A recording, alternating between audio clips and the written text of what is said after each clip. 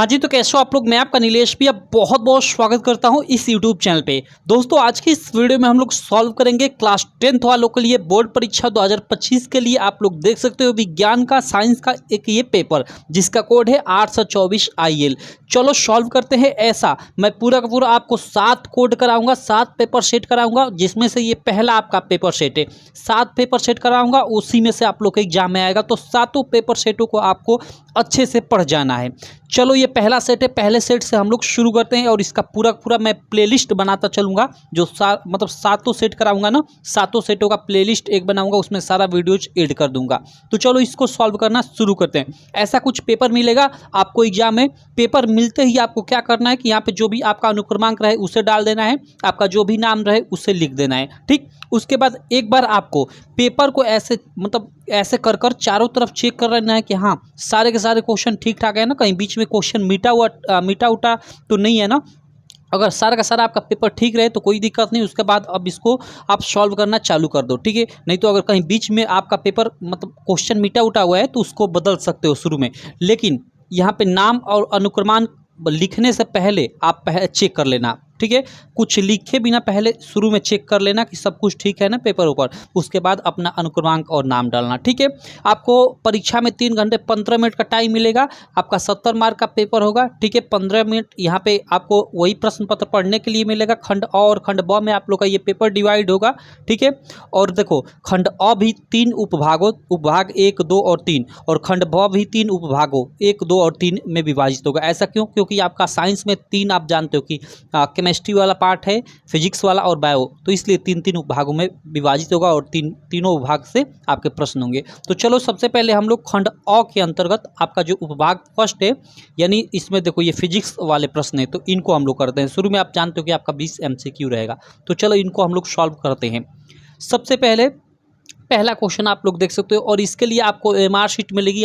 इसका आंसर आपको OMR sheet में मिलेगा, OMR शीट में भरना होगा। तो OMR शीट में कैसे भरेंगे वो किसी नेक्स्ट वीडियो में बता दूंगा। OMR शीट कैसे अच्छे से भरे, उसमें अपनी डिटेल कैसे भरे, और बोर्ड परीक्षा की कॉपी भी मैं आपको दिखा दूंगा, ठीक है, कि बोर्ड परीक्षा की कॉपी कैसे भरते हैं, ठीक है, या बोर्ड परीक्षा की आपकी कॉपी कैसी हुई, सारा चीज़ मैं आपको बताऊँगा इस चैनल पर, कोई डाउट नहीं रह जाएगा। चलो, आपका पहला क्वेश्चन है कि किसी वस्तु का आभासी, यहाँ पे देखना, आभासी एवं आकार में बड़ा प्रतिबिंब बनाने के लिए कौन से दर्पण का प्रयोग करना चाहिए। यहाँ देखो, किसी वस्तु का यहाँ आभासी जैसे ही प्रतिबिंब आया, आप सोचोगे कि भाई आभासी तो प्रतिबिंब उत्तल दर्पण द्वारा बनता है, लेकिन देखो यहाँ बड़ा बोल दिया। देखो, उत्तल दर्पण द्वारा अगर मैं बात करूँ, उत्तल दर्पण द्वारा, तो इसके द्वारा आपका जो प्रतिबिंब बनता है वो तो आभासी बनता है, ठीक है। आभासी कोई दिक्कत नहीं, हमेशा आभासी प्रतिबिंब बनता है। और कितना? 2 स्थितियों पे प्रतिबिंब बनता है, ठीक है।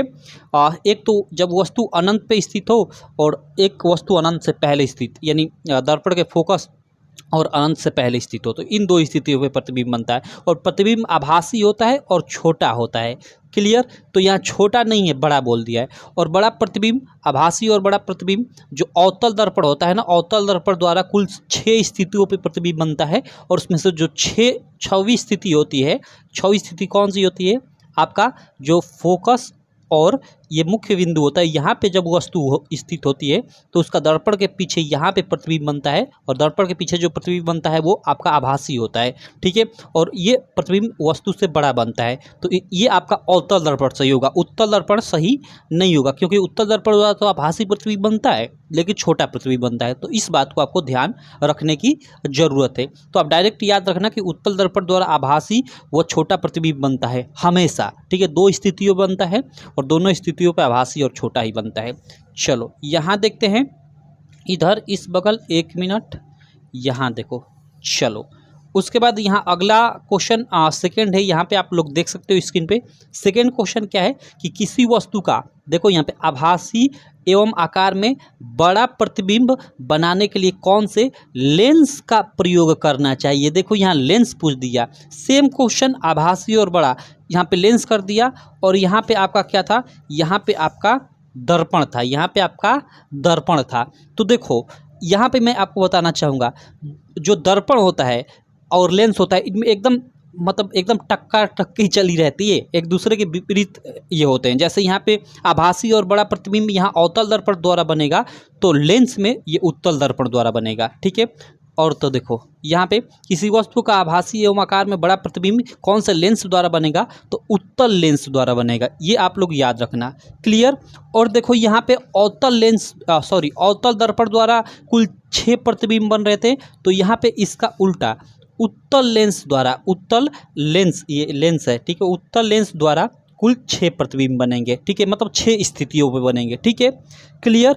और अवतल जो लेंस है, अवतल लेंस है, इसके द्वारा कुल 2 स्थितियों पे प्रतिबिंब बनेंगे। ये बिल्कुल दर्पण का उल्टा हो जाता है। चलो अगले प्रश्न पे चलते हैं। तो इसका ये आपका फर्स्ट वाला सही ऑप्शन हो जाएगा लेंस के लिए।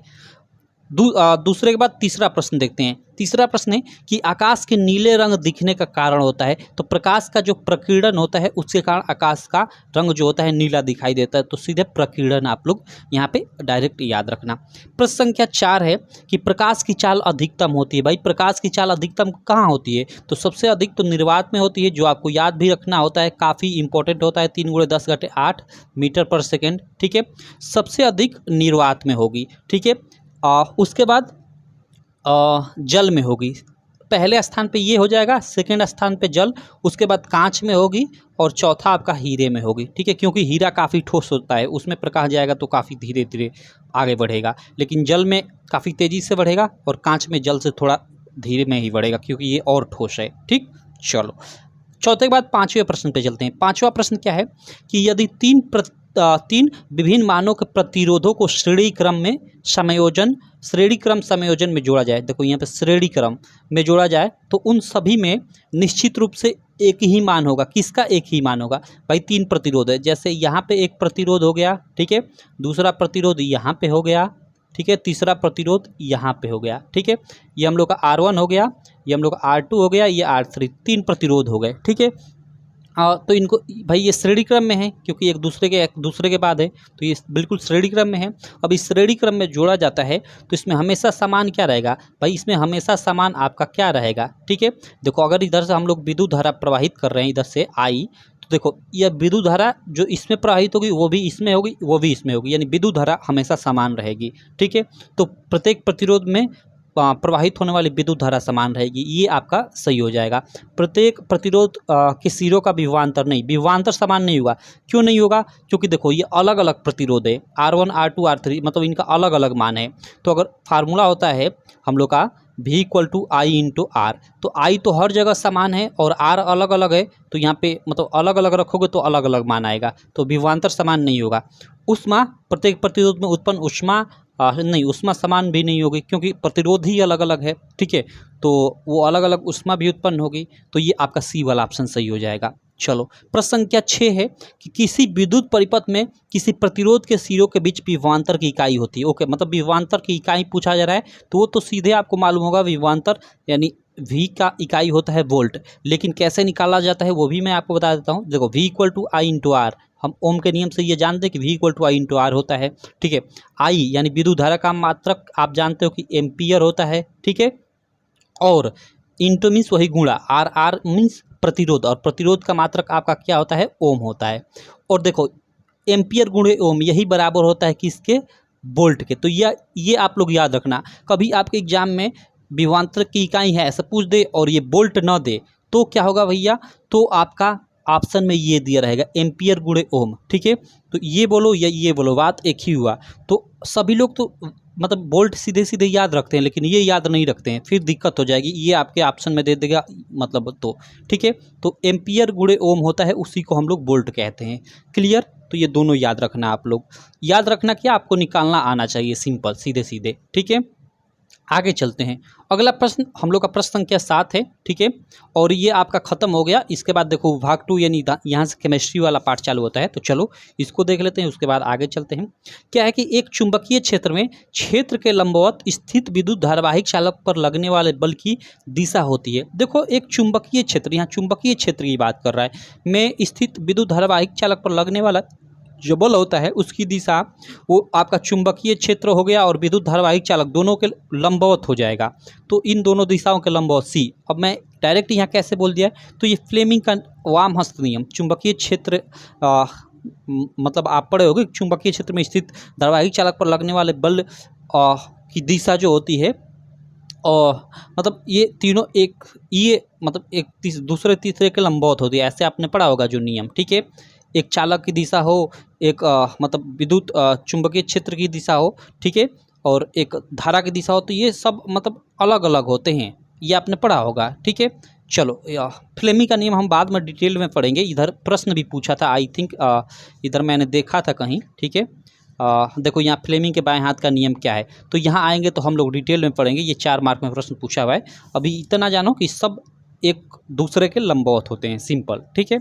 चलो आगे चलते हैं प्रश्न संख्या 8 पे, वो भाग 2। अब ये केमिस्ट्री वाला आपका पार्ट चालू हो जाता है, ठीक है। तो चलो यहाँ हम लोग इसको देख लेते हैं। देखो 8वां प्रश्न है यहाँ पे, 7वें के बाद 8वां कि एल्केनों का सामान्य सूत्र। भाई एल्केन का सामान्य सूत्र CnH2n+2 ही होगा, सिंपल। तो एल्केन का सामान्य सूत्र -2 नहीं होगा, CnH, ये बी वाला सही ऑप्शन हो जाएगा, ठीक है। चलो उसके बाद अगले प्रश्न पे चलते हैं। प्रश्न संख्या 9 है कि निम्न में सजातीय श्रेणी है। देखो सजातीय श्रेणी है, ठीक है, यानी एक दूसरे के बाद आए, ठीक। तो देखो सजातीय श्रेणी कौन सी है, अब इसमें तुलना कर रहे हैं कि ये तथा ये। तो देखो C2H4 C3H6, देखो दूसरे के बाद ये तीसरा कार्बन, और भाई एल्केन है तो ये दो दोनों का मतलब ये तो दो दोनों का 4 हो गया, ये 3 दोनों का 6 हो गया। एल्केन नहीं है, ये एल्कीन है, ठीक है, एल्काइन है। तो देखो यहाँ पे सिंपल है, कार्बन के बीच एक का अंतर हो जहाँ पे, और हाइड्रोजन के बीच 2 का, कार्बन के बीच 1 का अंतर और हाइड्रोजन के बीच 2 का अंतर, ठीक है। तो देखो कार्बन यहाँ 2 है, कार्बन यहाँ 3 है, तो 1 का अंतर हो गया। हाइड्रोजन 4 है, 6 है, तो हाइड्रोजन का 2 का अंतर हो गया। तो ये दोनों आपके समजातीय श्रेणी में है। यहाँ पे देखो, अगर यहाँ पे देखें तो OH तो है दोनों में, ठीक है। देखो यहाँ पे ये तो CHO ग्रुप का है, ये OH ग्रुप का, तो ये तो दोनों ऐसे ही अलग हो गए, तो यहाँ तो आप कट कर दोगे डायरेक्ट। अब देखो यहाँ पे CHO, ठीक है, और ये CHO, ये दोनों एक ही ग्रुप के हैं, लेकिन यहाँ पे देखो, अब देखो ये हाइड्रोजन और ये बिल्कुल अलग हो जा रहा है, तो इसको भी आप कट कर दोगे। अब देखो यहाँ पे C2H5OH, OH है, और उसके बाद यहाँ पे क्या है, ओके ये अलग अलग है, तो थोड़ा इसको हम लोग देख ही लेते हैं, कार्बन के हिसाब से देख लेते हैं, ठीक है। ऑक्सीजन हम लोग का 1 है, तो ऑक्सीजन, चलो ठीक है, ऑक्सीजन से ऑक्सीजन हो गया। कार्बन हम लोग का इधर कितना है, कार्बन हम लोग का 2 है, और हाइड्रोजन 5, 1, 6 है, हाइड्रोजन हम लोग का 6 है। तो इसका मतलब कार्बन इधर हम लोग का कितना होना चाहिए, 1, 2। भाई ये दिक्कत कर रहा है, ये भी नहीं होगा, ये भी नहीं होगा। ये वाला देख लेता हूँ एक बार, जैसे हम लोग का कार्बन 1, 2 हो गया, कार्बन इधर 1, ठीक है, कार्बन इधर 1 हो गया, और इधर हम लोग का कार्बन 2 हो गया। हाइड्रोजन हम लोग का 1, 2 और हाइड्रोजन 3, ठीक है, और एक ये ऑक्सीजन, ठीक है। भाई ये CHO ऐसे लिखने से मतलब नहीं, ये समजातीय श्रेणी में है, ठीक है। तो हम लोग का फर्स्ट और थर्ड हम लोग का समजातीय श्रेणी में हो जाएगा, फर्स्ट और थर्ड, ये डी वाला आपका राइट ऑप्शन होगा, ठीक है। सिंपल यहाँ आपको ये देखना है कि कार्बन कार्बन के बीच जो 2 ठे दिया है उनमें 1 का अंतर होना चाहिए, और हाइड्रोजन जो दिया है उनके बीच 2 का अंतर होना चाहिए, बस, और सारी चीज़ें समान होना चाहिए, ठीक है। चलो उसके बाद देखते हैं आगे, प्रश्न संख्या 9 के बाद प्रश्न संख्या 10। वो क्या है कि निम्नलिखित में से कौन सा धातु ठंडे जल के साथ हाइड्रोजन गैस बनाता है। ठंडे जल के साथ हाइड्रोजन गैस आपका पोटेशियम धातु बनाता है, ठीक है। पोटेशियम ठंडे जल के साथ हाइड्रोजन गैस बनाता है, ठीक है। जैसे आपका पोटेशियम ठंडे जल यानी H2O के साथ अभिक्रिया करता है, ठीक है, तो ये पोटेशियम हाइड्रोक्साइड KOH और प्लस जल का निर्माण करता है, ठीक है, नहीं हाइड्रोजन गैस का निर्माण करता है, जल का नहीं, ठीक है, और साथ में प्लस ऊष्मा भी निकलती है, तो ये ऊष्माक्षेपी अभिक्रिया का भी उदाहरण हो जाएगा, ठीक। चलो प्रश्न संख्या 10 के बाद प्रश्न संख्या 11 कि 0 pH वाला विलयन होता है। भाई 0 pH वाला विलयन अम्लीय होगा, सिंपल। जैसे देखो ये विलयन होता है ना, तो 0 से कम, 0 से 7 यानी 7 से कम जिसका pH मान होता है वो अम्लीय होता है, जिसका 7 होता है वो आपका एक तरह से हम बोल सकते हैं कि वो उदासीन होता है, ठीक है, लवण होता है, ठीक है। और इधर आगे आपका ये इधर अम्लीय और 7 से अधिक आपके क्षार हो जाएगा, ठीक। चलो तो अम्लीय, ठीक है, इसका याद रखना, जिसका pH मान 7 से कम होता है वो अम्लीय होता है। उसके बाद क्वेश्चन नंबर 12 कि सूर्य के प्रकाश एवं पर्णहरित की उपस्थिति में कार्बन डाइऑक्साइड तथा H2 यानी जल के संयोजन से निम्नलिखित में से कौन सा यौगिक बनता है। भाई सूर्य के प्रकाश और पर्णहरित की उपस्थिति में कार्बन डाइऑक्साइड और जल मिलकर भोजन बनाते हैं और भोजन ग्लूकोज के रूप में बनाते हैं। तो ये ए वाला ऑप्शन आपका राइट हो जाएगा। चलो अगला प्रश्न 13 नंबर है कि निम्नलिखित रासायनिक समीकरण को पूर्ण करने में निम्नलिखित में से कौन सा यौगिक प्रयुक्त होता है। ओके, अब देखो यहाँ पे CH3 है, ये नीचे CH3 है, ठीक है, ध्यान देना, CH3 COONA। अब देखो, अब यहाँ पे आपको भरना है कि इनमें से कौन सा यौगिक भरा जाएगा, और यहाँ पे ये दिया है मेन CaO की उपस्थिति में ये CH4 बनता है, Na2CO3 बनता है। तो देखो यहाँ इससे इधर ये बन रहा है, तो इनमें से कौन सा यौगिक यहाँ पे आएगा। तो देखो यहाँ पे ध्यान देना, Na2 का निर्माण हो रहा है, ठीक है, यानी सोडियम Na2 का निर्माण हो रहा है, ठीक।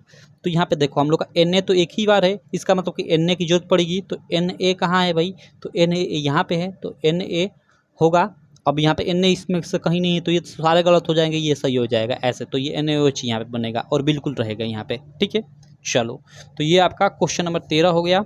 उसके बाद इधर आ जाते हैं क्वेश्चन नंबर 14 पे, उससे हम लोग देख लेते हैं मेरे भाई। क्वेश्चन नंबर 14 क्या है। ओके, ये उपभाग 3 आपका यानी अब बायोलॉजी वाला सेक्शन स्टार्ट हो जाता है, ठीक है। तो चलो हम लोग इसको देख लेते हैं। प्रश्न संख्या इसमें पहला यानी 13 के बाद अब एक तरफ से 14 नंबर प्रश्न और बायोलॉजी का पहला प्रश्न है क्या कि पौधों में फ्लोएम का कार्य होता है। पौधों में जो फ्लोएम होता है उसका क्या कार्य होता है। जल व खनिज पदार्थों का परिवहन व उत्सर्जन, खाद्य पदार्थों का स्थानांतरण या उपयुक्त में से कोई नहीं। तो देखो जो फ्लोएम होता है उसका ये पौधों में पाया जाने वाला उत्तक होता है पत्तियों से विभिन्न भागों में, ठीक है, पौधों के विभिन्न भागों में खाद्य पदार्थों का स्थानांतरण करता है। तो ये खाद्य पदार्थों का स्थानांतरण करता है फ्लोएम, ठीक है। और एक जाइलम होता है, ठीक है, एक क्या होता है, जाइलम होता है, पौधों में ही पाया जाता है, जो जल का स्थानांतरण करता है, जल का स्थानांतरण करता है, ठीक है मेरे भाई, यानी जल को पौधों के जड़ों से उसके विभिन्न भागों तक, खासकर पत्तियों तक पहुंचाता है, ठीक। चलो आगे चलते हैं। तो ये जाइलम फ्लोएम दो चीज़ें याद रखना, हर साल एग्जाम में ये पूछा जाता है। प्रश्न संख्या 15 क्या है कि मनुष्यों में पाचन की शुरुआत किस अंग से होती है। मुख से, मुख से दिया है तो बिल्कुल मुख से ही हो जाती है। जैसे हम लोग मुख में भोजन डालते हैं, उसको चबाते हैं और विभिन्न हम लोग की लार ग्रंथियाँ लार छोड़ती है, उसको मतलब सदा बनाती हैं, तो मुख से ही पाचन शुरू हो जाता है, ठीक। प्रश्न संख्या 16 है कि निम्नलिखित में से कौन सा एक पादप हार्मोन है। देखो पादप हार्मोन हमें पूछा जा रहा है। थायरॉक्सिन नहीं, थायरॉक्सिन तो ये मानव में पाया जाता है। एस्ट्रोजन नहीं, ये तो मानव में पाया जाता है और मानव में ही स्त्रियों में पाया जाता है, स्त्री प्रजनन के लिए आवश्यक होता है। इंसुलिन भी मानव में पाया जाता है। जंतु, ये तीनों क्या है, जंतु हैं, जंतु हार्मोन है। लेकिन ये जिबरेलिन जो है ये आपका पादप हार्मोन है। ये पौधों के वृद्धि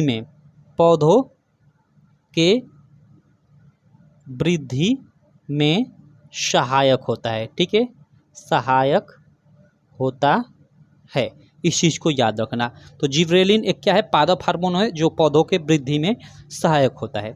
आगे चलते हैं अगला प्रश्न। प्रश्न संख्या 16 के बाद प्रश्न संख्या 17 देखते हैं। ये क्या है कि वृद्धि हार्मोन स्रावित होता है, वृद्धि हार्मोन स्रावित होता है। अब देखो थायराइड ग्रंथि से, पिट्यूटरी या पीयूष ग्रंथि जिसको बोलते हैं, उससे, अधिवृक्क से या अग्न्याशय से। अब ये हम लोग के मानव में पूछ दिया क्योंकि ये सारे मानव के अंग है। तो वृद्धि हार्मोन जो मानव में होता है वो पिट्यूटरी या पीयूष ग्रंथि जिसको मास्टर ग्रंथि बोलते हैं उससे स्रावित होता है, ठीक है। हालांकि उसके अलावा पीयूष ग्रंथि केवल वृद्धि हार्मोन ही नहीं स्रावित करती है और कई सारे महत्वपूर्ण हार्मोन स्रावित करती है, ठीक। चलो उसके बाद 18 नंबर प्रश्न देख लेते हैं कि निम्नलिखित में से कौन सा परागकोश के अंदर पाया जाता है। देखो परागकोश के अंदर तो परागकण ही पाए जाएंगे, ठीक है, बी वाला ऑप्शन बिल्कुल राइट हो जाएगा। उसके बाद प्रश्न संख्या 19 है कि पुष्प का जनन अंग है। देखो पुष्प का जनन अंग हमें पूछ दिया, हमें मादा या पुष्प में मादा या स्त्री का नहीं पूछा। तो पुष्प का जनन अंग बाह्यदल नहीं, दल पुंज नहीं, तना नहीं, ये तीनों गलत, ये आपका जयांग हो जाएगा। और ये स्त्री का जनन अंग होता है, पुष्प में स्त्री का जनन अंग पुष्प में, ठीक है। और वहीं पे अगर हम लोग मतलब ये तो स्त्री का यानी आपका मादा जनन तंत्र हो गया, ठीक है। और जनन तंत्र की बात करें पुष्प में तो वो क्या होता है, वो होता है पुंकेसर, आप लोग याद रखना। तो आपके एग्जाम में पूछा जा सकता है कि पुष्प में पाया जाने वाला नर जनन तंत्र है या मादा जनन तंत्र है तो नर जनन तंत्र में आपका पुंकेसर आ जाएगा, ठीक है। और मादा जनन तंत्र में, ठीक है, ये नर जनन तंत्र है पुष्प का नर जनन तंत्र पुंकेसर और मादा जनन तंत्र आपका जयांग हो जाएगा, ठीक है। तो इस चीज़ को आप लोग याद रखना, तो ये पूछा जा सकता है आपके एग्जाम में। उसके बाद 19 के बाद 20 नंबर, अब यहाँ स्त्री या पुरुष नहीं बोला है, सीधे सीधे पुष्प बोल दिया, तो ऑप्शन में एक ही देगा कि तो जयांग देगा कि तो पुंकेसर देगा, ठीक है। अगर वहाँ पे पूछता कि पुष्प का नर जनन अंग है, नर पूछ दिया, नर यानी वही व्यक्ति वाला, तो जयांग और पुंकेसर दोनों देता। अब जयांग को वहाँ पे आपने इग्नोर करते क्योंकि जयांग तो स्त्री का है, तो पुंकेसर पर ट्रिक लगाते, ठीक है। चलो, वायुमंडल की ओजोन परत पृथ्वी को बचाती है। जो वायुमंडल की ओजोन परत होती है वो पृथ्वी को कैसे बचाती है भाई? तो वायुमंडल की ओजोन परत होती है वो पृथ्वी को परावैंगनी, या जिसको हम लोग यूवी किरण बोलते हैं, ठीक है, परावैंगनी किरणों से बचाती है, जो हमारे स्वास्थ्य के लिए काफ़ी हानिकारक होती है। तो ये हम लोग के हुए 20 MCQ, ठीक है। ये क्या हुए हम लोग के भाई 20 MCQ। अब देखो इसका PDF कैसे मिलेगा, मैं आपको थोड़ा ये भी बता देता हूँ कि इसका पूरा PDF आपको अच्छे से सॉल्यूशन में कैसे मिलेगा, और ये जो सब्जेक्टिव क्वेश्चन है इनका भी सॉल्यूशन कर मैं अच्छे से आपको PDF में प्रोवाइड करूँगा, ठीक है। तो हमारी एक ऐप है, आप डाउनलोड भी कर लेना, UPMSP स्टडी कर, ठीक है। UPMSP स्टडी प्ले स्टोर पे आप सर्च करोगे ना, प्ले स्टोर पे आप सर्च करोगे तो आपकी ये ऐप आ जाएगी, इसे डाउनलोड कर लेना, इंस्टॉल कर लेना, वहाँ पे रजिस्टर कर जाओगे तो वहाँ पे आपको सबसे पहले बहुत सारी तो क्लासेज आपको वहाँ फ्री में मिल जाएंगी, बहुत सारा PDF आपको फ्री में मिल जाएगा, लेकिन इसका PDF चाहते हो कि आपको मिले, ठीक है। और सॉल्यूशन के साथ ये 20 MCQ है, तो 20 MCQ का आपको वीडियो सॉल्यूशन, PDF में सॉल्यूशन, ये बड़े बड़े ये न्यूमेरिकल वाले सवाल हैं, ठीक है, ये सारे के सारे आपको एकदम अच्छे से सॉल्यूशन के साथ मिलेंगे, वीडियो के साथ, PDF में भी। और जो ये MCQ है 20-20 इन सबका टेस्ट भी मिलेगा, और साइंस के सातों सेटों का, ठीक है, साथ में सातों सेटों का, और साइंस का ही नहीं, हिंदी का भी, इंग्लिश का, मैथ का, हर एक सब्जेक्ट का। तो इसके लिए आप हमारी ऐप पे लक्ष्य बैच ज्वाइन कर सकते हो। जी हाँ मेरे दोस्त, लक्ष्य बैच, जिसकी प्राइस मात्र 99 रुपये है, ठीक। तो आप ऐप डाउनलोड कर लेना और वहाँ पे पेड क्लासेस में जाओगे तो लक्ष्य बैच दिखेगा, उस पर क्लिक कर आप वहाँ से डायरेक्ट बाई कर सकते हो। कोई भी दिक्कत होती है, कोई भी समस्या होती है, ठीक है, या कोर्स से रिलेटेड कोई भी डाउट है तो आप इस नंबर 85 42 86 64 46 पे आप हमें मैसेज भी कर कोर्स के बारे में पूछ सकते हो, ठीक है।